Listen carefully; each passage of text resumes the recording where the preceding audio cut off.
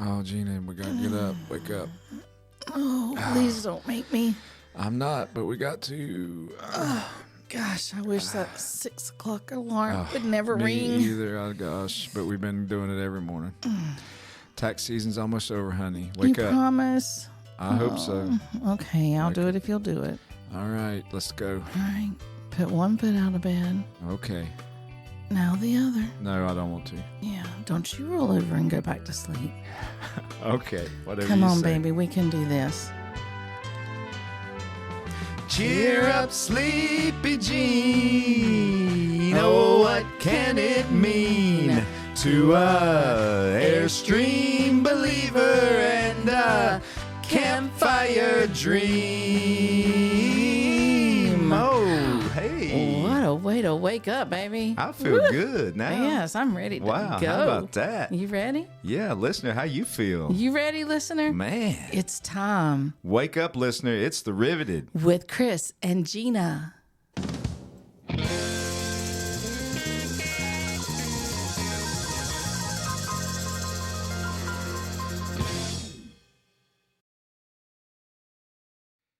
You know, Gina, this summer when we did evening recordings, it was nice and chill in the Airstream. We had our cool lighting, and it was nice and relaxing and everything. We had a cocktail, and all that is the same now. But in the wintertime, we have to turn the heat off. A little chilly. Instead of turning the air off, we have to turn the heat off. Mm-hmm. But we'll make it. We'll make it. Yeah. Yeah. We turn the heat up to If you get cold, baby, just look over here at me, and that'll warm you up. Yeah. Well, it might be cold outside, but, when we meet people that have got cool social media names, Mm-hmm. do you hear how I did that, Gina? I like cold to cool. Cool. I mean, we've never met these people in person, but they were listeners of ours. They reached out to us through the website. They said, hey, we'd be interested in coming on. And we're like, absolutely. Just the small little bit that they told us when they filled out or sent us the note, listener, was all we needed to know that they would be awesome guests on the podcast. All are welcome. Everybody's welcome. Everybody's welcome. This is a podcast for all Airstreamers. Yeah. So listener, if you believe that you should be on the podcast, you can be on the podcast. That's right. And the people who are with us today are believers. They're believers. They are. They are Airstream believers. Mm-hmm. I like it. They're the Airstream Believer on YouTube. I can't wait to get the story behind that. Erin and Jeff, welcome to the Riveted with Chris and Gina. Welcome. Hello. Great, thank you. Hello there. Hi. So, you guys are from Washington State, and They know where they're from. Well, I know, but I'm just restating it for the listener. Okay. And we've never met in person, but thank you for reaching out to us, and we're excited to have you on the podcast. I think that, anytime I see a cool name that somebody's created with, to do with their Airstream life, it kind of resonates. And Airstream Believer, I think that's a cool name, and it's great to meet you guys. So thanks for giving us a little time tonight. Thanks for being a listener first. Yeah. But then thanks for speaking up and coming on as a guest. We look forward to the conversation tonight. Yeah, thanks. I mean, actually, the Airstream Believer was Erin's idea, so she came up with that. Let's hear about it. Yeah, well, we decided to have our YouTube page. And so I was thinking what a great name would be. And I thought of the song Daydream Believer. And I think it was by the Monkees. Yeah. And I thought, let's do Airstream Believer. Yeah. So was it really just kind of a play on the title, or did you really dive deep into the lyrics of that song? I'm kind of getting a little geeky on music here real quick, but did it have anything to do with that? I think it was just, I was thinking Airstream, Daydream, things like that. Just, and it just kind of popped in because I love music. So I wake up and there's a song in my head every day. Yep. Well, it's and we kind of drank the Airstream Kool-Aid by the gallon there. Yes. We're believers. So yeah, that's great. I like that. Well, I mean, we love music too, and I can just tell by glancing at some of your YouTube videos. I mean, you have some songs in your intros of your videos that are all different types, but it kind of, I picked up on the vibe that you guys do like music to be using that in your videos. Yeah. and the name Right. and stuff. So that's awesome. Right. And see We're here, we're musicians. Oh. Yeah, hobby musicians. We sing, and my daughter sings, and it's fun. Very Jeff cool. plays drums. Yeah. Yeah, very see? nice. So there is some music in there in Yeah. the Oh, yeah. influence. Yep. Yeah, We're sitting in a room right now with our basses on the wall and bass, drums, cymbals and piano. Wow. Well, just start playing. We'll all listen. yeah. yeah, really. What kind of music do you like to play? Well, I mean, primarily rock music. We were in a jazz band together a long time ago. Yeah. Yeah, we met in high school actually. We were both in jazz. I was Yeah. singing, he was playing drums. How about that? So I got the drummer. and the rest. Ooh. Very cool. But yeah, rock and roll music. We played in various bands over the years. I mean, the last time I played live in a band was probably in 2000 or 2001. So it's been quite a while now. Yeah. In Seattle. In Seattle, back in the heyday of things. Man. But now we let our kids take over. We live vicariously through them. Yep. So. I was actually going to try to delve into this subject later in the conversation, but I'm just jumping ahead because I'm kind of excited to hear that. I kind of hope that you guys would say that y'all were into music just based on the name you picked, kind of, matching with the Monkey song. So that's kind of exciting to hear. And I'll admit that I knew the song, the Monkey song, Daydream Believer, and I would have immediately recognized it as soon as I heard it anytime, but I had never really dove deep into the lyrics of that song until after, we connected with you and I heard your, Airstream Believer YouTube title. So like my perception of those lyrics of that song in a way are, and Gina and I both talked about it, is it talks a little bit about like, sounds like you're having to get up in the morning early when you really don't want to, and like get ready for the day when you really don't want to. And, otherwise you're like a daydream believer, like you just want to daydream all day long. And then the second verse has to do with almost like saying, screw it, we're going to go live life, whether we've got a dime to our name. And in a way, that's a little bit like owning an Airstream. Well, full-time RVing, traveling, just kind of that adventuresome spirit that's kind of built into everybody that owns an Airstream in a way. And I mean, that it might be a far reach, interpreting those lyrics to that, but I kind of picked up on that a little bit. Yeah.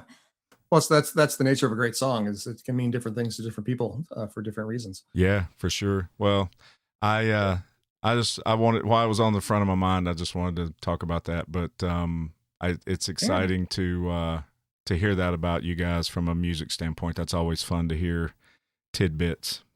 Well, let's talk Airstream. So, what's your entry point, guys? Like, where were you in life when you decided to get one and add one into the mix? Well, I mean, this happened, in 2022. We're looking for ways to safely get out and do things with 2 kids and a dog.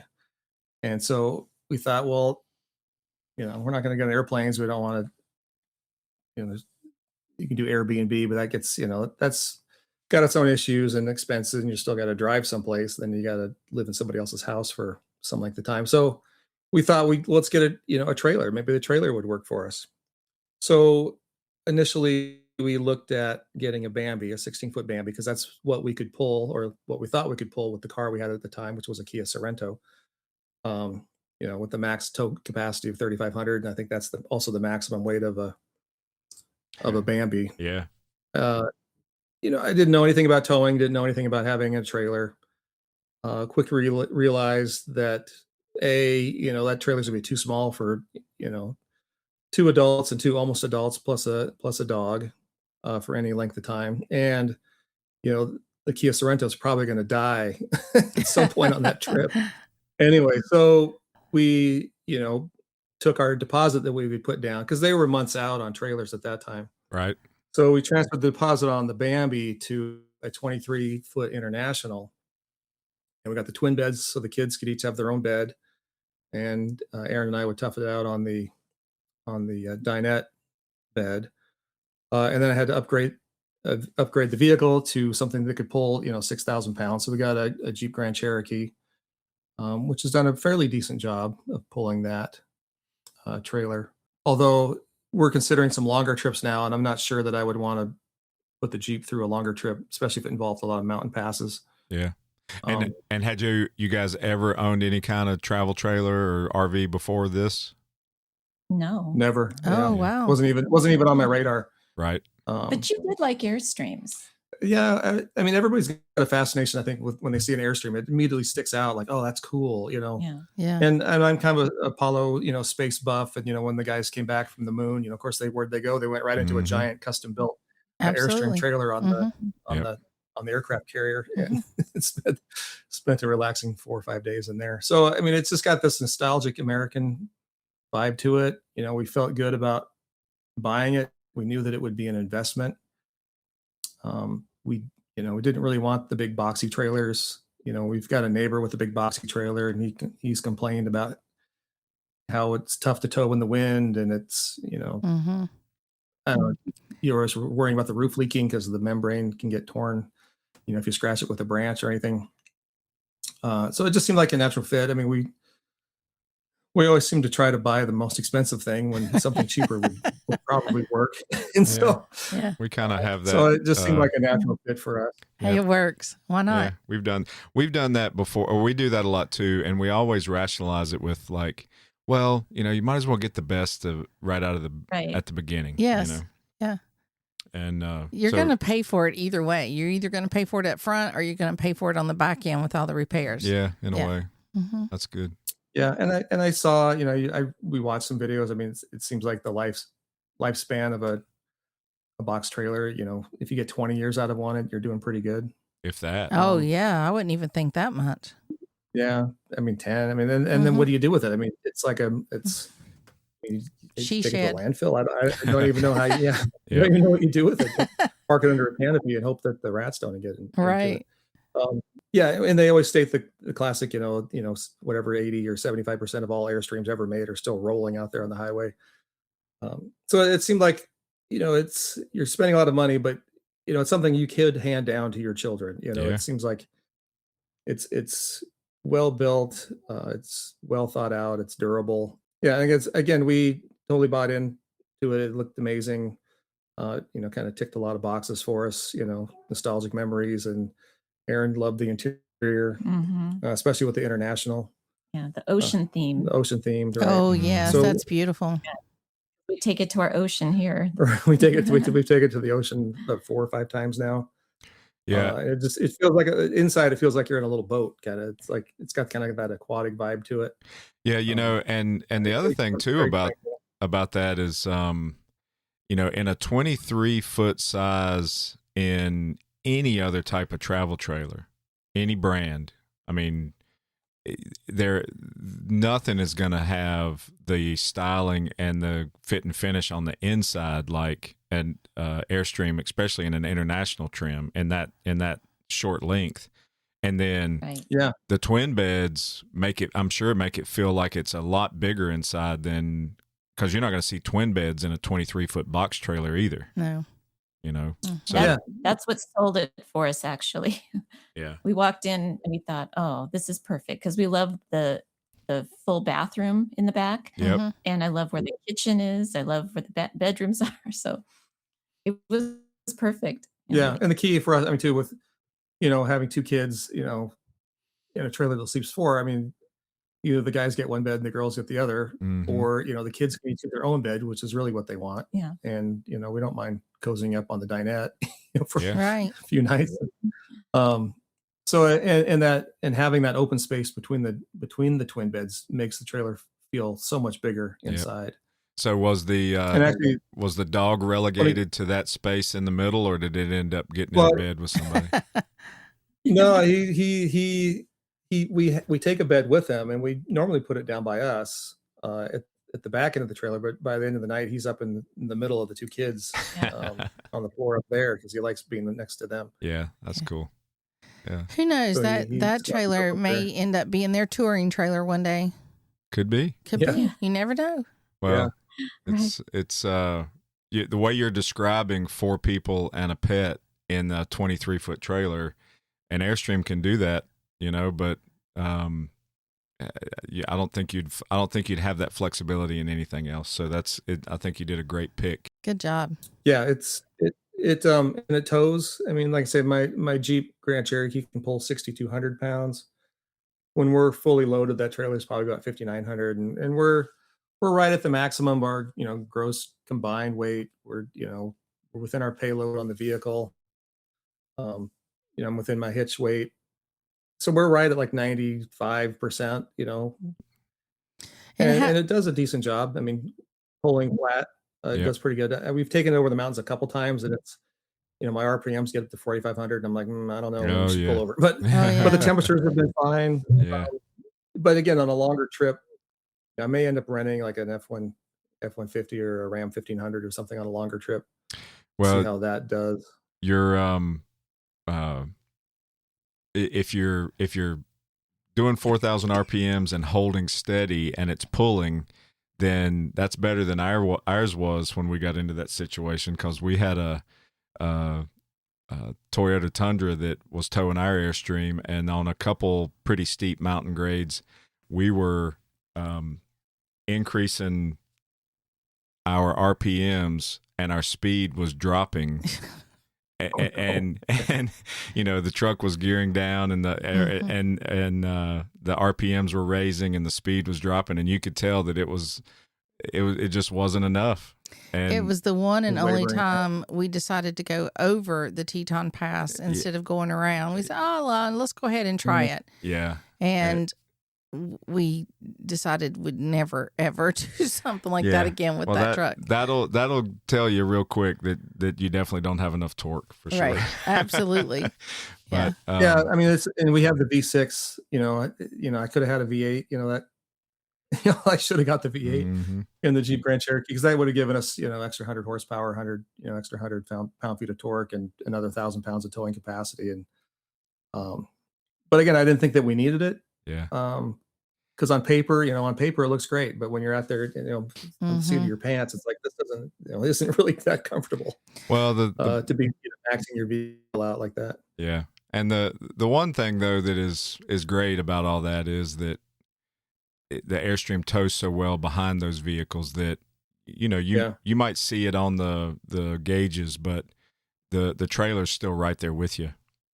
Well, I hope so. Where else is it going to be? No, I mean, like, it's not all over the place and not. Like swerving. Yeah, you're not having to worry about that aspect of it. Yeah. Okay. I mean, we needed hitch weight, or weight distribution, and I put the wheel balancers on, and like I say, when we got the weight distributed, everything's within spec, and it tows like a dream. I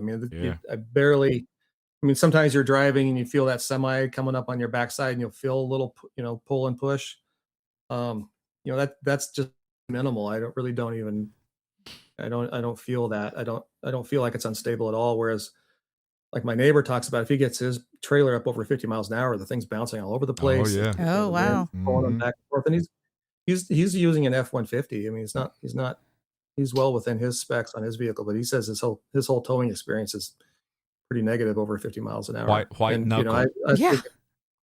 And I'd never had a white knuckle experience with either of our Airstreams. Oh wait, now hold on just a minute. Yeah, what is that? What is that all about? Back it up, beep. Did he say either of our Airstreams? Yes, that's what he said. Yes. Yeah. So like I say, we've got a bit of a problem here. We just couldn't get the 16-foot out of our mind. That right. So that Kool-Aid must have been really good. Yeah. So tell us about that. We bought the the 2 liter of Kool-Aid each, and now we've got 2 Airstreams. 2 liters. So we had the 23. We've gone in multiple family trips with that. As the kids have gotten older, one of them doesn't really like going in the Airstream all the time. One of the kids really had a drive to go see Eastern Oregon and maybe go down to Utah. And at the time, I didn't think that I could pull the 23 with the Jeep, all the way to Utah, because that involves a lot of mountain passes and some pretty long driving days. But we also thought, well, maybe we could, use a smaller trailer and maybe do some day trips or some quick overnighters. That would be easier either for us to get away, or if one of the kids wanted to go on a fishing trip, or just do something quick. Why haul the 23 when you can just take the the 2-seater out with the 16? So what we ended up getting was a 16-foot Caravel, which very similar specs to the Bambi, but it's just you get everything that's in it is just a little bit better. I mean, you get the the never lube brakes, the never lube hubs, the never adjust brakes. You get the bumper, you get the rock guards, you get the nicer interior. Yeah, the new interior that came out for 2025. Yeah. So oh wow. So yeah, you have that when they did reintroduce that Caravel, you're right. It's like they gave the size for the people that wanted a Bambi entry level, but they gave you some nicer features that all the Airstreams have, which is a good compromise. It's very nice. Yeah. Yeah, and it's got the suspension. There's I think a list of like 15 things that you get when you step up to the Caravel. You get the wraparound rear windows. It's just a really nice package. Plus, they give you like this one came with the awning package, so we have awnings on the 3 sides. So it's super adorable. When you're parking, and it's really cute. People ooh and ah as they drive by. At the campground. You don't see many 16-foots with awning package all the way around. And so is the camper in the front of at the Airstream factory, right in front of where the store is and going into the museum? Isn't that the new Caravel? I can't remember if it's a Caravel or a Bambi. It's not a Bambi. I know it's 16-foot though. It's a Caravel then. Yeah. Yeah. Okay, so I need to ask a clarifying question real quick. I think I know the answer, but so you didn't trade in your 23. You just purchased a second one. Yeah, that's what we grabbed the second one. I make a joke about this is what happens when you have more dollars than cents. I love it. Yeah. Okay. Or more home equity than sanity. Yeah. Well, if you're drinking the Kool-Aid, your sanity goes out the window. Yeah. Wow. No, exactly. That's right. Hilarious. And I just get another one to decorate again. Oh, fun. Okay. So whose idea was it ultimately? I mean, like I know your rationale for like, well, I don't think I can tow the 23 all the way to Oregon, but was that really what it was, or Erin, did you just want another Airstream? Like what was it? I think we just all really like it. I love the colors. I love decorating. Our daughter really loves it. I mean, it and like I say, if we wanted to go to someplace and zip up overnight with just 2 people, even a day trip, or even a day trip, you just want to go to the beach and hang out all day and have a place to get something to eat, go to the bathroom, and then drive home. I mean, the 16 with the Jeep. I mean, I think the gross weight on the Caravel is like 4,200 pounds. So, I mean, the Jeep pulls it incredibly well. I mean, it doesn't even struggle. I mean, you don't even feel it back there at 4,200 pounds. So I have a question for you. When we drove, go ahead.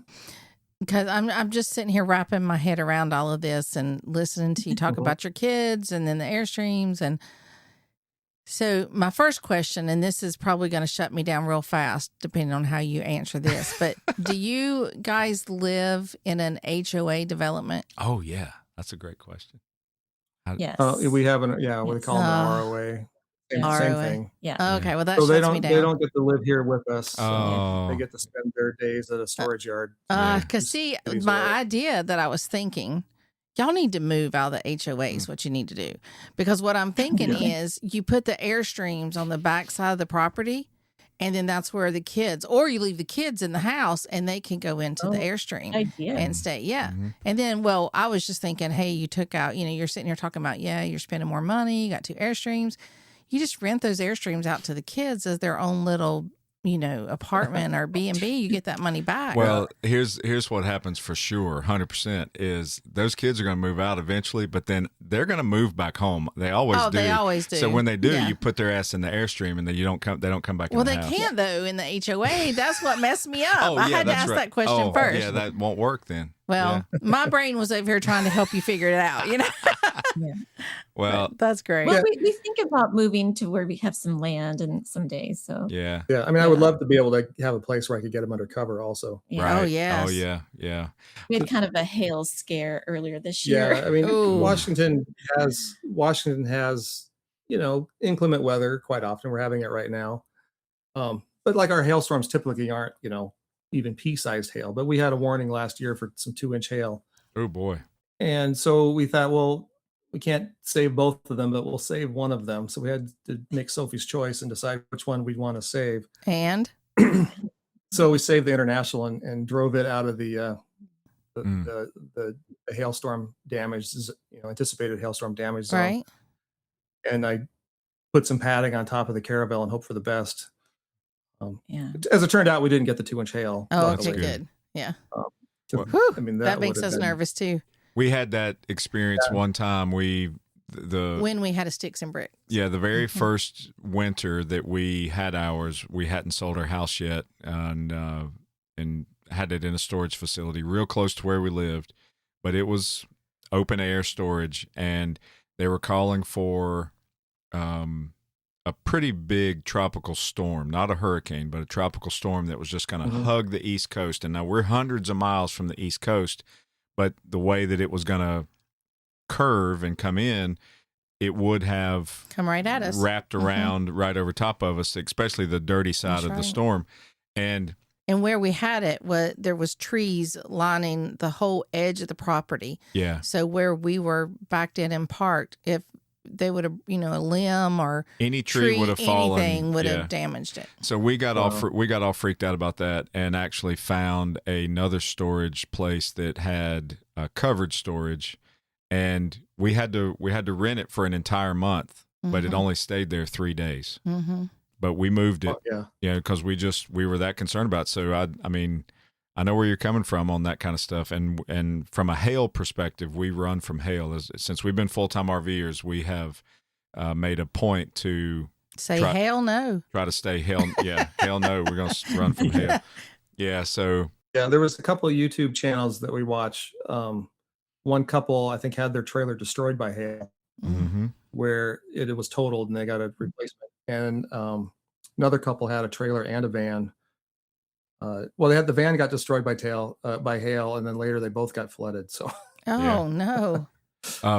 we just had experience where the flooding we've had, intense rainfall here the past week in Washington, and a lot of rivers hit record flow, and our storage facility is located next to a river. So I was on the county website looking at the topographic maps and finding the floodplain levels to make sure we didn't have to move the trailers. yeah, that's right. Oh no, here we go again. Oh no. So yeah, But so far, we so were good, well right? above the 500. Yeah, we were above the 500-year floodplain, so I figured we should be safe. Okay, Yes, good. having 2 trailers is a fun idea, and it's fun, but it's a lot of work when you're thinking you have to move them Oh, Mhm. sure. or wax them Yeah. Yeah. or work on them. Yeah, it's twice. Yeah, It's twice. yeah. It's the same amount of fun, but twice the work. Yeah. And twice the twice the work is the best way to describe it. Well, yeah. it is, but see now yes, it's work, but I really like it because like when it like talking about putting the Walburn eyes on or whatever, like we make it like a whole day or two event, and we both do it and we work together on it, and it's just fun. We enjoy doing that. That is an enjoy. I mean, it's work for sure, but it is somewhat enjoyable to do that kind of like hands-on maintenance to your Airstream and just make it look good, feel good. You've touched every square foot of it, and know that. Yeah, because every time we do that, you're right. Every time we do that, we're looking at everything. We're looking at the rivets. Yeah. We're looking at the doors, at the handles. We're looking at the roof. We're really totally kind of giving it a once over, and we do that every I don't know, 6 months maybe. Well, as often as we can. Yeah. But yeah.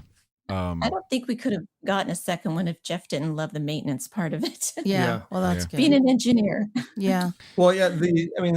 and we have, I mean, we did splurs and got ceramic coating on both. So technically, I try to still wax them, once a year, Nice. Mm-hmm. just to get the water to beat up on it. So usually I wax it going into wintertime just to try to get a little bit of protection during the winter. And then I use the Walburnized wash and wax stuff, Mm-hmm. in the spring, and it shines up really nice. So here's a fun question. I like fun questions. Have you gone somewhere and camped in both of them at the same time as a family? No, but that would be so fun. That would be fun. And that actually, one of the kids might be interested in having his own trailer. So Yeah. Yeah, I mean, it's Where like we go you load them both up and go. Yeah. There's a great place that's a private place through Airbnb that we rent a spot at the ocean, and it has a place for 2 trailers. Yeah, it's got 2 hookups. Nice. It's theoretically possible, but again, 2 trailers, 1 tow vehicle. If we had Yeah. another tow vehicle, then maybe we could Yeah. take both. So if Okay. we do end up picking up a truck and we keep the Jeep, Yep. And Erin wants to drive and tow, then yeah, maybe we could do we could do a little family caravan. Yeah, if we that'd did be that. fun. That would be cool. Yeah. Well, That it actually would be. I mean, even my son might be interested in towing at some point. I know that we have had guests on in the past that have owned multiple Airstreams. Mm-hmm. And then, Oh. and then I definitely don't believe we've had anybody on with a 16-foot Caravel yet. No, I don't think Oh. so. You guys are our first 16-foot. They're just so adorable. They really They are. are. Yeah. Mhm. Well, then, but you also suffer like, hey, somebody, hey, where's the rest of your trailer? We get those kind Yeah. of Oh, get people kind of getting this the business a little bit, Well, once they go by. Yeah, but they, the thing that they don't understand is the, and this goes back to the history of the brand in a way, but like a lot of those older vintage Airstreams from the 50s, 60s, especially some of the ones that went around the world and went to Africa and just have been heavily traveled. Those things were 16 to 18-foot trailers. they were. And they lived out of single axles, and they didn't even have, a lot of them didn't have holding tanks, and people were spending a year or more in them traveling the world. Well, but we're spoiled now. Well, yes, I understand, but that's short length and packing so much capability into a small package like that is something that Airstream's been doing for many years, many decades. Mm-hmm. Oh, decades. You're right. They're really remarkable little things that you can just take anywhere. Oh yeah, and live in them. And not, I mean, both of the sizes that you have, whether you say take anywhere, but like you can, if you're into this, like you can do some really stealthy kind of camping. Like you can get them into unique little parking spots. You can go and mooch dock with friends in their driveway easily. You can, all kinds of unique little ways to camp when you have a rig that size, but it's still so full featured. Yeah, we really wanted the flexibility too. So when Jeff retires next year, we might 1 month take the Caravel somewhere, and the next month take the International. Just for whatever we were going, depending on what you're doing. Yeah. So you guys have a YouTube channel called Airstream Believer. Have you named your Airstreams? Is it called that? Oh, we had done that unofficially, but then recently we found out that Airstream has a thing where you can get an actual badge with your vehicle ID number on it and your name that you've named it, and a lovely certificate suitable for framing or wrapping fish. Yeah. But yeah, we went ahead and did that. So the 23-footer is called Tranquility, which again kind of is a play on the Apollo era. The Tranquility base. And then the 16-footer is Serenity. Oh, Serenity. Yeah. Tranquility and Serenity. That's cool. I like that. Well, I mean, they're from Washington, man. I mean, that's the kind of vibe that they have out in Washington. Is that what it is? That's right. Yeah. It is. And everybody out in Washington has that kind of chill vibe. they do? Yeah. Well, let's move to They used Washington. to. Let's get out there. Yeah. He says they used They to. used to. Is Yeah. Washington where you guys like to camp, or do y'all go, pretty much anywhere? Our initial plan was to mainly just do Washington. We did make that trip to Oregon in the Caravel. Went out to the Painted Hills of Eastern Oregon, and I think that was like a 5-night trip. It was great. We stayed at Mamalu State Park in Oregon, which is a really nice little state park. Um, and then we went to stayed in Prineville.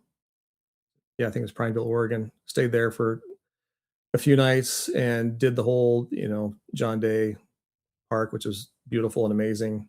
Are these on the coast? No, this one's Eastern Oregon. It's out in the hills, Eastern. and being in the proximity of Oregon, I didn't even realize that there really was like an Eastern Oregon, and a lot of Oregonians are going to hear that and think bad of me, but it's like it's just not a place. I mean, there's basically Eastern Washington and Western Washington are quite different. It's the same story in Oregon. I mean, there's the western part that's green and lush, and then there's the eastern part that's just drier and more desert like. It's like a high desert kind of, right? Yeah, and just these astonishing geological formations there, where just with the layers of the earth as they weather, they turn different colors. Just spectacular coloring. The Painted Hills. Yeah. A lot of painted, yes. Yeah, and there's a whole fossil. It's the John Day, fossil bed monument, I think they call it. Well, I mean, the thing that is envious is that a lot of people in the country, they travel for days to get to your region of the country to enjoy the scenery and the geography, and you guys are right there in it and can, I'm sure, any direction in a day's drive or whatever, you can be somewhere spectacular. Oh, absolutely.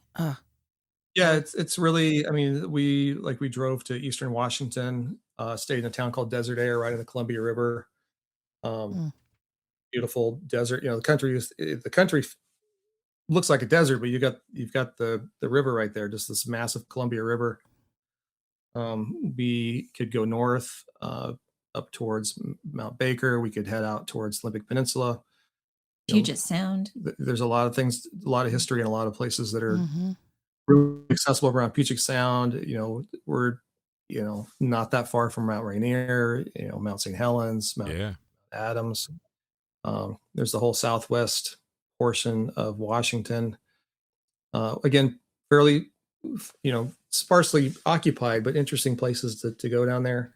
So I have another little question just popped in my head when you said Southwest Washington. So have you ever crossed the bridge from Southern Washington to Astoria, Oregon? Yeah, I rode my bike over that. Did you really? Oh, I love that. Whoa. That is fantastic. That was a great answer.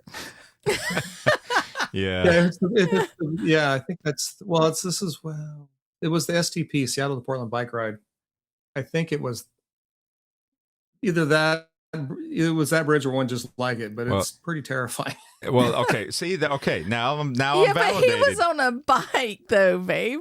Well, okay. Well, terrifying's terrifying. Yeah. Okay. I mean, you may, I don't know if you've heard, we've talked about it in episodes past. You may not have stumbled upon one yet, but we crossed that bridge towing our Airstream, and I'm not scared of heights, but I have this weird fear of things under me when I'm high that are out of my control. And so we're crossing that bridge, and it's nice and flat for the first 3/4 of it. You leave Washington, you're going across this bridge flat, and then it starts to incline and go uphill to go over and dump you out into Astoria, Oregon. And as we're going across the bridge, we've committed, we cannot get off of it. I can see that it's going to go uphill, and there's a barge that's going to go under that bridge, and I can tell that the barge will be under the bridge right as we're at the top crest of it.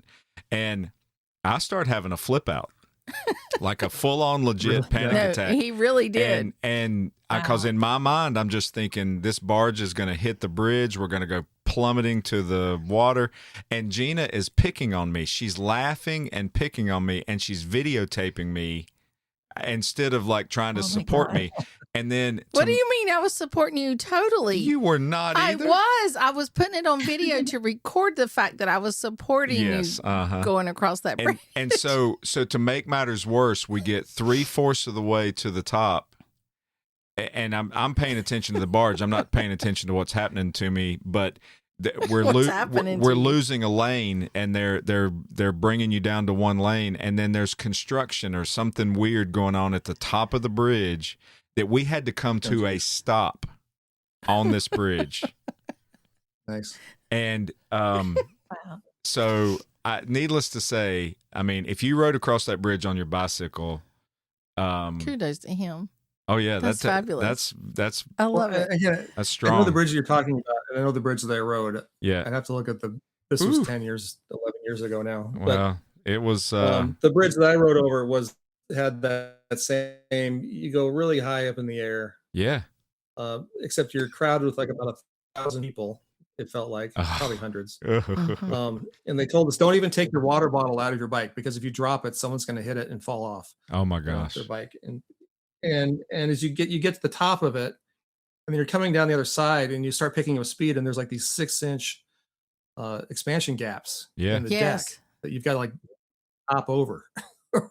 and people, a lot of people when they first see that, just clamp their brakes, and it causes accidents. Because again, you're in this environment where you feel like you're on top of the world.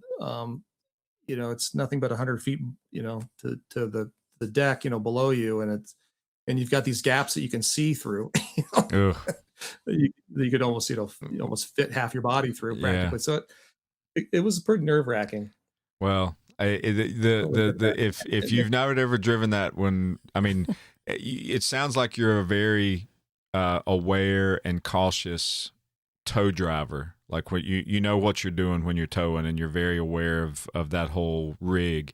So the first time you do that, crossing it with your Airstream in tow, just think about Chris. Cross your fingers that there's no barge going under at the same time that you're doing that. Yeah, that's all I gotta say. Wow. So let's talk for a minute about your YouTube channel and what you're doing there. Like, I mean, just the name alone is attention getting, and you've had it now for not quite 2 years, I guess, or it looks like going probably on a couple years. Yeah. So what's you enjoying it? What's your main content like? It looks like you're just sharing some really good quality information that you've learned. Yeah. I mean, like I say, the learning curve becoming an RVer is pretty steep. I mean, just dealing with, black waste and gray waste and water hookups, and there's all that kind of stuff, which is a lot. But then you get into the whole maintenance side of it, and it's just you could dive into it as much as you want. I mean, you can just do the bare minimum, wash and wax, and forget about it, or you can be proactive. Do the winterizing yourself. You can do some upgrades. So it was just kind of a learning experience, and I learned from a lot of people. And there's a lot of great people on YouTube already, so I don't know that I'm breaking the mold with anything that I'm doing. But if somebody can learn one little trick, like I learned a lot just putting in like the Smart Start into the air conditioners. Yeah, you buy the Smart Start, and they give you these little connectors. Well, you buy the crimper and you crimp just the way they show you, and the wire pulls right out. Like, the connectors they sell you with their Smart Start don't work. They just don't crimp well because they're too big for a single wire. So, so I figured out a way to make that work. Or sometimes trailers just have little weird, unique characteristics. Like my water tank doesn't completely drain. I can't. If you just let it if you try to drain it by gravity, you still have 3 gallons in there. Wow. So by putting a little bit of air pressure in the water tank, you can get that air, and again, not pressurizing it to 40 psi. Just set the air hose in there and let it run, and you'll get in my case 2 to 3 gallons of water out of there that would have probably frozen solid had I left it in there all winter. So these are just little tips and tricks. I mean, if somebody sees something that they didn't see before, then I'll take that as a win. Yeah. It's just fun. Erin likes I shoot the video, and then Erin takes it and edits it down and does all the transitions. Yeah, it started off mostly just a hobby, and it is a hobby, but something we can do together too. Yeah. Erin does all the music and the editing and the titles and the descriptions. I try to shoot, I just try to shoot somewhat decent footage while we're out doing things, and then she makes the magic happen, I guess. No, I think it's fun doing that. Well, and it's exciting to hear that you both are doing it together. I think that's. What are you saying? Well, I mean, it's typical for the guy. Are you backing up? I'm not backing up. I'm just saying that it's a typical characteristic that the guy does that kind of stuff for the most part. Right. And it's awesome to see that they're both doing it together. Yeah. I'm not trying to throw off on other quick. I think you're throwing off on me. No, absolutely not. I'm not. I think so. No, we're doing this together. We're doing the podcast together. Oh, the baby. podcast, yes. Yeah. But See? Part of it, I just wanted Erin to know how much work I'm actually doing. I'm not just going in there taking a nap all day. Because that would be a great place. Hey, I'm going to go work on the trailer and then just go take a nap for 6 hours and come back like, God, it was terrible. I have a suggestion though, Erin, is and of course we haven't talked about this, but I'm picking up on this little this idea that maybe you guys should flip roles there, and you shoot some stuff that you find cool, like maybe decorating or storage or whatever it is that you specialize in. That's what we were thinking about. And then we let him about doing that. Yeah. Let him be behind the camera. Yeah, for sure. Mm-hmm. Yeah. I like that. Any of those kind of things. Mm-hmm. Yeah. Well, it's fun too. I mean, there's so many products out there. I mean, you haven't totally gotten into like all the Airstream mods and things you can do, but there are a few what I thought were good quality products that we, again, we're not sponsored by anybody. I mean, with especially by adding music at the beginning of our videos, we're never going to be monetized. It's just more of a fun thing. Yeah. But like we've had a trouble with our refrigerator in the international. I mean, if it's above like 75 degrees out there, your fridge, I can't get it below 45 sometimes. So wow. So we bought like an extra cooler just to have on hand in case the fridge isn't working properly. I'm still trying to figure out what's going on with it. I don't know if it was defective or if it just gets too hot back there. We need to make a video about it. Yeah. Yes. Yeah. This some of the newer trailers, because in order to make cold on the inside of the fridge, you got to make heat. Yep. And I noticed that on the Caravel, like that Caravel refrigerator vents its heat into the living space, whereas on the international, it's got a vent that goes through the roof. Yeah. Well, you got a propane or condenser type fridge in the international, right? And then it's 12 volt only in the Caravel. No, they're both 12 volt only. Oh, are they really? Oh, cool. Yeah. But like one time when we were in Eastern Washington, that side of the trailer was, facing the afternoon sun. Oh yeah. I mean, we had the air conditioning running nonstop, and it was like 80 degrees in the trailer. Yep. The surface of the skin of the trailer is probably about 115. So I just don't know that fridge can function in that environment. So we did a podcast back first of the year. Let me think about that. I think it was either the end of 2024 or the first of 2025 that we did a talk with someone who has a motorhome, Airstream motorhome. And I think theirs was called the 40,000 pounds, but you're talking about your refrigerators, and it made me think of them because they have a big residential type fridge in that big Airstream, of course, but they also tow, let's see if I'm saying this right. They tow a 30-foot enclosed trailer behind the Airstream that also has a it's a chest freezer in it.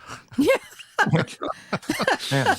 So I'm sitting here listening to you talk about your refrigerators and them getting cold or not getting cold and having a little chest, and all of a sudden that came into my mind is that here we're talking about a Caravel refrigerator that's small, right? Isn't it like a half refrigerator, like from the It's countertop down or something. It's like an under counter refrigerator. Right.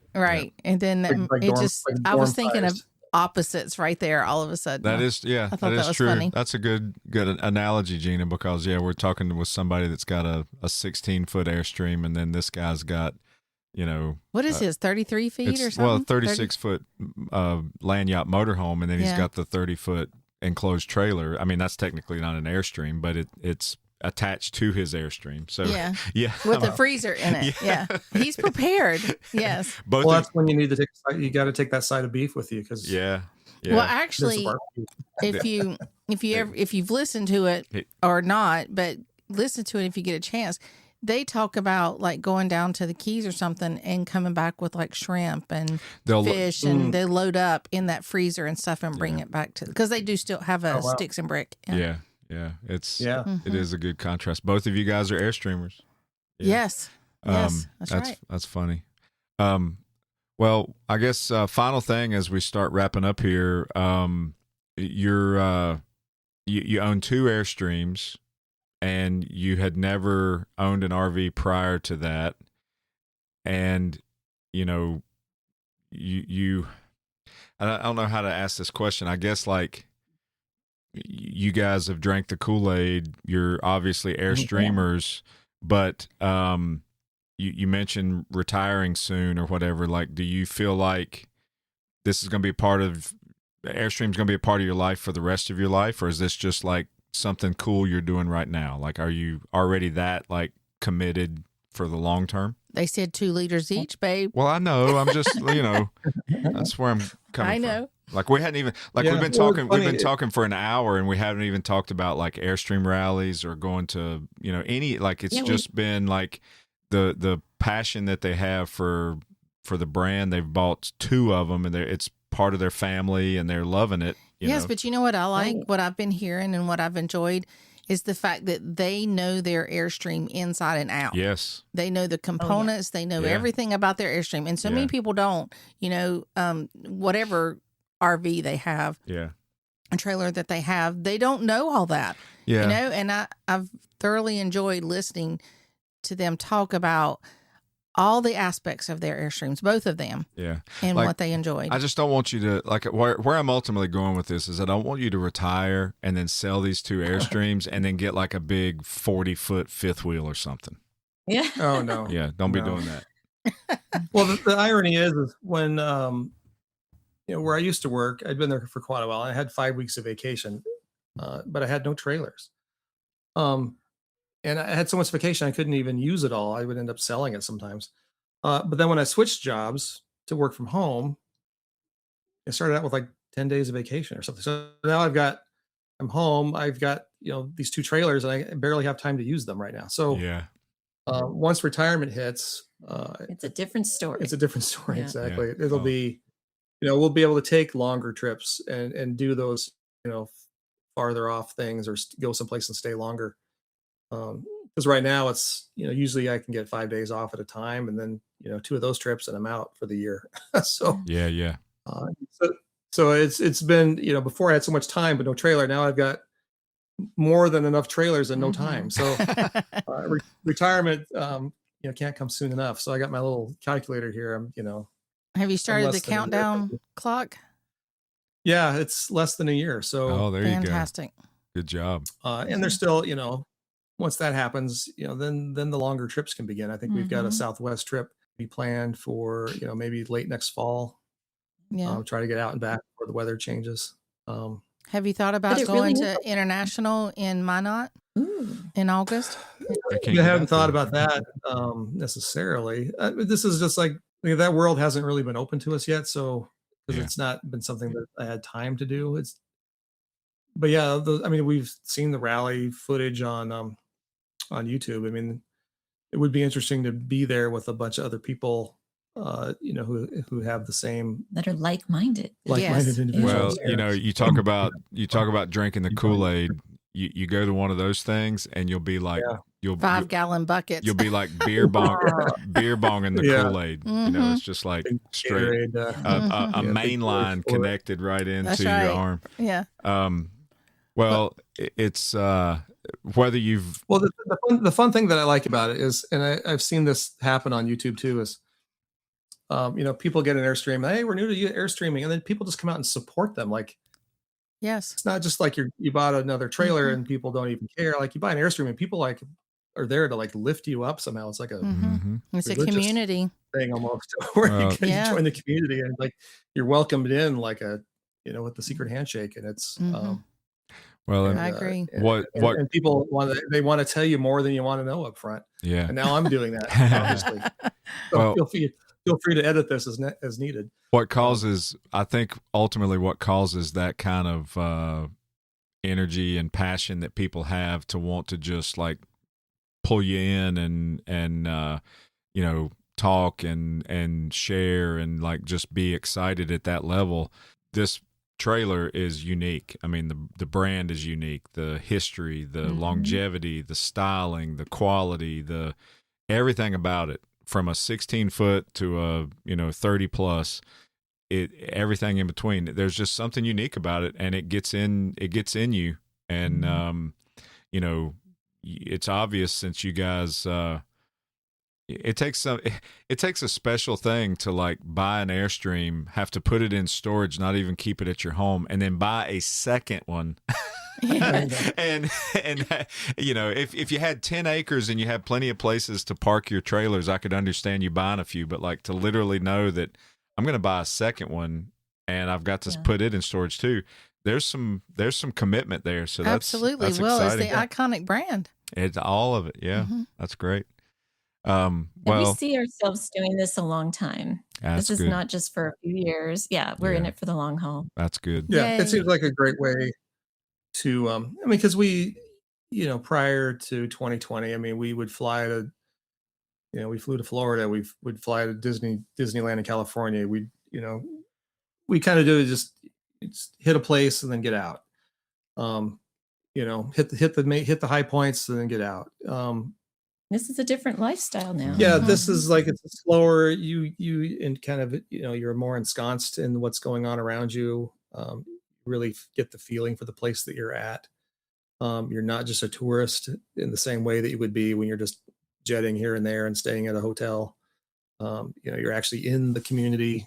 It seems to me that you're getting a more authentic experience when you visit a place, when you're in a trailer and you can stay and you're more in tune. You're not, because when you're at a hotel, you're with a bunch of other people that aren't from there. Yeah. Well, it where that comes from and I'm going to butcher the exact phrase. I can't remember the exact phrase, but Wally Byam said to be a traveler, not a tourist. Mm-hmm. Oh yeah. And or some derivative of that. So it's like when you that's a very good point. Constantly, with an Airstream in tow, you can be a traveler and travel and go anywhere you want to go, versus being a tourist and just jet setting in or going to one particular destination and just enjoying that and then leaving. So that you're able to travel because you have your necessities that you need yours with you. Yeah. Whereas as a tourist, you're just flying by the seat of your pants into a location, and you might have to get whatever you need and fly out. Yeah. Well, and you have the confidence of being able to be a traveler because you have everything you need. Mm-hmm. Yeah. So you feel like you're at home in a new place. Right. Yeah. It's not everything. You're seeing new things, but you come back to your own home every night. Well, the question is, which trailer should we take to our first rally? Well, I'll tell you that if you go to one of the big rallies, that usually the big rallies, you don't have sewer connections at your site. So you need to take the one that's got the largest holding tanks. but if you go to, they'll come around and do a pump out though. Don't scare them. But if you go to any rallies of any kind, smaller club rally, whatever, even if it's not a club rally, but whatever. But if you can take whichever one you want. I would say that you definitely have a unique rig with that Caravel with the awning package all the way around and that kind of stuff. That's you don't see many People of those. would love to see that. Yeah, but at some point in time, when you really start immersing yourself into the community like that, you're going to have to take both of them. Oh, absolutely. You're just going to have to get your next purchase has to be another tow vehicle. That'll be unique, part of your Airstream style. I'll put a trailer hitch on the back of the International. There you go. Oh, yeah. You can double tow like that. I like that. Well, we can't thank you enough for the time this evening and the chat. I mean, it's been refreshing to just talk, about the trailers and about, your enjoyment of owning one, right. like the everything that's involved in like knowing that you've got them in your life to maintain and use. And we hadn't even talked about the club at all or any of that kind of stuff, but it's still like really refreshing just to hear a perspective like that from somebody that owns 2 Airstreams. I know. I love it. Well, I'd say, when you buy an Airstream, it's to have and to hold and to love and cherish. And yeah. There you go. That's I like good. that. I like that too. Well, we wish you the best of luck on your YouTube channel, Airstream Believer. Everybody, we'll put a link in our description for everybody to go check it out. And just a cool name, and keep up the good work on putting that kind of content out. And the music that you've added into it, I think, is a great addition. Congratulations on all that. I think that's wonderful. Yeah. Thank you. Yeah, thank you too for having us, but then having other people too that can come on and talk about their stories. And yeah, it's a great idea. Yeah, it's a really great idea. And again, people learn from each other with content like this. So yeah, right. Oh, good. Well, thank you for saying that. And I will say, if you haven't had the opportunity to listen to these 2 particular episodes, of course, all of our episodes are unique in their own right. But if you guys are music lovers, and I would recommend for you to encourage your kids to listen to these 2 episodes. But one of them is called "Let Your Soul Shine." It's down in the 30s. I think it's like 35 or 32 or something. Yeah, and then the other one is with Antsy McLean. Both of those, Antsy McLean is a very accomplished musician, and he's become a very popular musician within the Airstream community. But we had him on as a guest, and then the "Let Your Soul Shine" episode is a guy that I'm not going to tell you anything about the story, but I'm just implore you to listen to that episode. That story will blow your mind from a music standpoint, music lover standpoint, and just an Airstreaming story. Those 2 episodes are awesome. And so go dive into those if you haven't checked them out already. Gina, any final words before we wrap up? No, I just want to know that you guys will let us know when you move out of the HOA and get that property, because we will come and hang out with you for a little bit too. Oh, that would be fun. Yes. That'd be great. We'd love to hang out with our friends. So we'll come and we can have all the Airstreams in the backyard. And we enjoyed this. Oh, wow. We enjoyed some of the state of Washington in 2017, the first year that we got our Airstream, and we are itching to come back. So we'll try to get out there to your neck of the woods as soon as we can. Yeah, stay warm back there where you're at. All right. Oh, thanks, Jeff. Erin, thank you so much for being a part of the Riveted with Chris and Gina. Thank y'all. Have a good one. All right, we'll see you down the road. Okay. All right. What a great podcast this was today. Fun stuff. A lot of fun. You want to buy a second Airstream? No. Okay. But wouldn't it be cool to have another one? It would be neat to have another one, but not if we had to buy one. No. Is that what it is? Yes. Well, I mean, I just think that anybody that would have a perfectly good one and then buy a second one is definitely got a silver running through their bloodstream. Something, yeah. So yes, I'm sure we've got a lot of listeners that feel the same way. Maybe. Oh, I'm sure we have a lot of listeners who have 2 or more Airstreams. Probably so. Yes. So, hey everybody, we hope you enjoyed this episode. Ran a little long, but fun conversation, and we always have fun. Yeah, and be sure to check out Airstream Believer's YouTube channel. He's putting out some good technical stuff that everybody would enjoy, and they need some subscribers. So subscribers. Give it a check out. I love it. So, hey, check out our stuff too, everybody. Yeah, don't forget about us. Yeah, the Riveted with Chris and Gina. We're on Facebook, Instagram, Patreon, YouTube. They're everywhere. All They're of the socials everywhere. there. And, obviously you can find our podcast on Apple, Spotify, Amazon Music, Audible, and at therivetedpodcast.com. And we can't thank everybody enough for participating in our Patreon community and being patrons. We've had some new joiners here recently, and we're going to give you a proper shout out Really soon. Yes. And I'll go ahead and give everybody a sneak peek. We normally don't do this, but we have we know who's coming up next week. We do? We do. All right. You going to share it? I'm going to. And I don't know that we've ever done this. I don't know that we had. No, we did one time. Did we? Mm-hmm. Yeah. So anyway, based on our scheduling and all that kind of stuff, the way we're recording some of these, we know who's coming on next week. And I'm probably not going to tell. No, come on. You can't bring everybody up and then just drop them down. Okay. You got to tell us what's happening. Yeah. Okay. I will. Come on. Hey, this Airstream life's pretty awesome, isn't it? It's wonderful. Airstream life is really cool. Airstream life. Yeah. I love Airstream life. Airstream life. Who on here loves Airstream life? Yeah. Yeah. So there you go. Is that your hint? That's Is my that hint. your hint? That's all I'm going to say. That's all I'm going to say about that. Okay. All right, everybody. Have a great week, and we will catch you next week. All right. See you down the road. See you down the road.